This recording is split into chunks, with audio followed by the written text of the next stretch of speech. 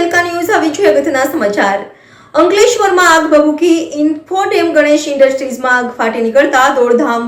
Fire વિભાગે આગ પર કાબુ મેળવ્યો.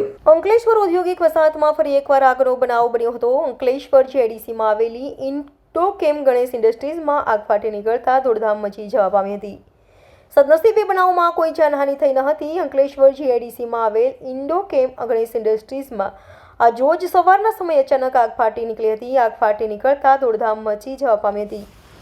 બનાવની જાણ કરવામાં આવતા જ અંકલેશ્વર ડીપીએમસીના 4 ફાયર ફાઇટર ઘટના સ્થળે પહોંચ્યા હતા અને આગ પર કાબુ મેળવ્યો હતો. આગ લાગતા જ કંપનીના કર્મચારીઓ બહાર નીકળી જતા કોઈ જાનહાનિ થઈ ન હતી. વેસ્ટમાંથી પ્લાસ્ટિક સીટ બનાવતા યુનિટમાં આગ લાગી હોવાનું પ્રાથમિક તપાસમાં બહાર આવ્યું છે. આ મામલે સેફટી એન્ડ હેલ્થ વિભાગ તેમજ ગુજરાત પ્રદૂષણ નિયંત્રણ બોર્ડ વધુ તપાસ ચલાવી રહી છે.